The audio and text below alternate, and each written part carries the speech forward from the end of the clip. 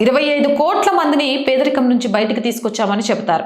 అయితే ఇంకా ఉచిత రేషన్ ఎందుకు అంటూ ప్రతిపక్షం చేస్తున్న విమర్శలకు ప్రధాని నరేంద్ర మోదీ ఇచ్చిన వివరణ స్పష్టమైనది, ఆలోచింపజేసేది. ప్రధాని మాటల్లో భావం ఏంటంటే, పేదరికం నుంచి బయటపడటం ఒక పెద్ద అడుగైతే మళ్ళీ అదే పరిస్థితుల్లోకి జారిపోకుండా కాపాడటం ఇంకా పెద్ద బాధ్యత. కోలుకుంటున్న రోగికి డాక్టర్ కొంతకాలం ప్రత్యేక ఆహారం, మందులు సూచించినట్లే ఆర్థికంగా కాస్త బలపడుతున్న కుటుంబాలకు ఉచిత రేషన్ ఒక భద్రతావలగా పనిచేస్తోంది. కరోనా తర్వాత ప్రపంచవ్యాప్తంగా ఆర్థిక పరిస్థితులు మారాయి.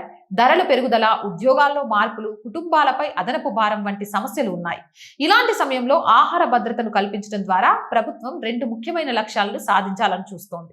మళ్లీ పేదరికంలోకి వెళ్లే ప్రమాదాన్ని తగ్గించడం, కుటుంబాల ఖర్చును తగ్గించి వారి పొదుపు సామర్థ్యాన్ని పెంచడం, పిల్లల పోషణ, ఆరోగ్యం, విద్యపై ప్రభావం పడకుండా చూడటం. ఇది కేవలం ఫ్రీబీ కాదు అని ప్రభుత్వం చెప్పే వాదన. సంక్షోభ సమయంలో సహాయం చేసి స్థిరమైన జీవనానికి మార్గం చూపే ఒక సామాజిక భద్రతా విధానమని వారు వివరిస్తున్నారు.